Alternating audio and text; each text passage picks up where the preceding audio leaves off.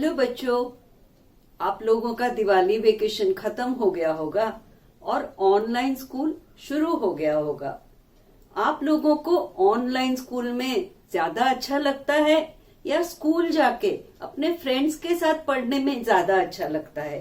ये comment section में लिख के जरूर बताना। तो आज शुरू करते हैं एक नई कहानी। आज मैं नानी के पिटारे से एक नई कहानी लेके आई हूँ जो एक गैर जिम्मेदार बच्चे के बारे में है। आज की कहानी में है एक ग्वाला और उसका एक 11 साल का बेटा राजू। ग्वाला गायों को हमेशा नहलाता, उनको घास खाने लेके जाता और उनका दूध बेच के अपना घर चलाता था।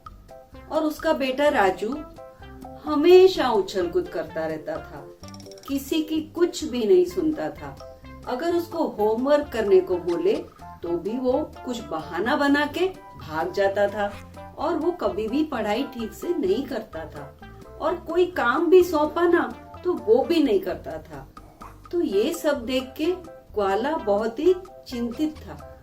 तो उसने सोचा कि एक दिन मैं इसको गायों को चराने के लिए भेज देता हूँ, तो शायद ये काम करके थोड़ा जिम्मेदार बन जाए। तो ग्वाले ने एक दिन कहा, बेटा आज मेरी तबीयत बिल्कुल ठीक नहीं है, तो तू गायों को लेके जाएगा? राजू को काम करने का मन तो बिल्कुल ही नहीं था, लेकिन उसने देखा कि उसके बापू बीमार हैं, तो उसने बेमन से कहा, ठीक है बापू, लेके जाता हूँ। और वो गायों को लेके चराने के लिए निकल गया। थोड़ी दूर जाके उसने गायों को घास चरने के लिए छोड़ दिया और वो एक बड़े से पेड़ के ऊपर जाके बैठ गया। और वो बैठे बैठे बहुत ही बोर हो गया और वो शैतान बच्चा तो था ही ना, तो उसको एक मस्ती सूझी।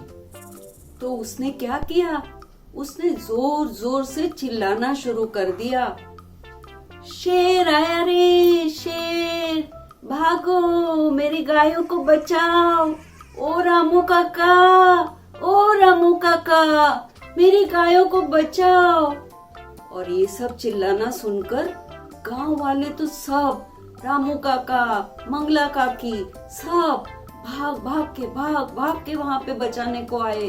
अरे ये तो राजू की आवाज है, चलो जल्दी उसकी गायों को बचाते हैं। और सब दौड़ते भागते राजू तक पहुंच गए। और राजू पेड़ के ऊपर बैठ के जोर जोर से हंस रहा है, हा हा हा हा हा हा हा। तो रामू काका बोले, अरे राजू तू क्यों हंस रहा है, कहाँ है शेर? तो राजू फिर से हंस रहा है, हा हा हा हा, शेर तो है ही नहीं, रामू काका आप तो उल्लू बन गए। तो सब उस पे गुस्सा हो गए। रामू काका, मंगला काकी, रमा काकी, पूरे सब उस पे गुस्सा होके चले गए गांव में वापस। और राजू को तो बहुत ही मजा आया, देखो कैसे भगाया सबको, कैसा मजा आया। दूसरे दिन फिर से राजू के बापू ने उसे गायों को चराने के लिए भेजा। तो राजू फिर से बेमन से गायों को चराने के लिए निकला और वहां पे गायों को छोड़ दिया और पेड़ पे जाके फिर से बैठ गया। लेकिन उसे फिर से वहां पे बैठे बैठे बोर ही हो रहा था।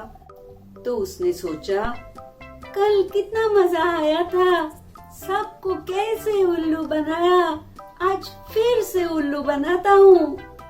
तो उसने जोर जोर से फिर से चिल्लाना शुरू कर दिया, अरे रामू काका, अरे सुरेश भैया, शेर आया है रे शेर, जल्दी जल्दी आओ, मेरी गायों को खा जाएगा, रामू काका मुझे बचाओ, मुझे बचाओ, शेर आया है। तो गांव वाले तो दौड़ते भागते राजू को बचाने के लिए आ गए। लेकिन आके देखते हैं तो राजू तो फिर से पेड़ पे बैठा बैठा हंस रहा है। आप लोग तो कितने बेवकूफ हो, मैंने आपको कल भी उल्लू बनाया था और फिर से आज आप लोग उल्लू बन गए। रामू काका तो बहुत गुस्सा हो गए और वो बोले, अरे राजू, ये क्या लगा रखा है, रोज रोज शैतानी करते हो। अगर तुम रोज ही ऐसी शैतानी करोगे तो जब सच में जरूरत होगी ना तो कोई नहीं आएगा बचाने को। चलो भाइयों, जरूरत नहीं है राजू को अपनी, चलो चलो सब अपने काम पे लग जाओ।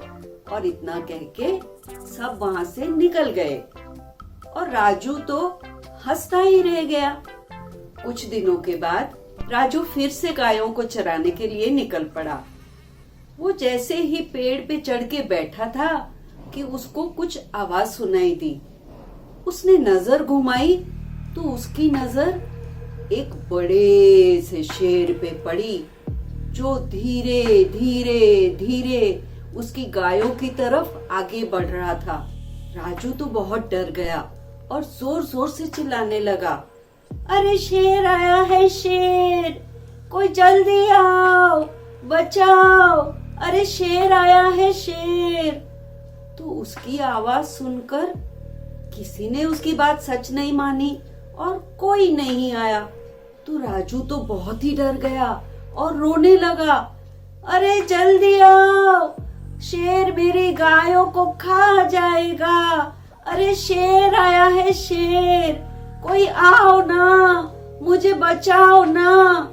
लेकिन उसकी बातें सुनकर किसी ने बात सच नहीं मानी और कोई नहीं आया। राजू तो बहुत डर गया और जोर जोर से रोने लगा और चिल्लाने लगा, अरे मैं सच कह रहा हूँ, अरे सच में शेर आया है, रामू काका जल्दी आओ, मुझे बचाओ, नहीं तो शेर तो गाय को खा जाएगा। लेकिन उसकी बात किसी ने सच नहीं मानी, कोई नहीं आया और शेर गाय को खा गया और राजू रोता ही रह गया। इस कहानी से हमें ये सीख मिलती है कि झूठ बोलना बुरी आदत है। अगर आप झूठ बोल के किसी का भरोसा तोड़ते हो तो फिर आप सच भी बोलोगे ना तो कोई आपकी बात नहीं मानेगा।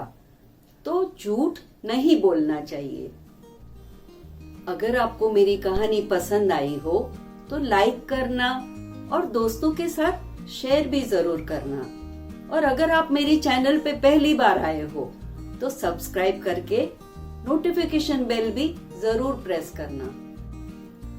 मम्मी पापा को तंग मत करना, अच्छे बच्चे बन के रहना और हाथ धोना तो भूलना ही मत। Okay, bye.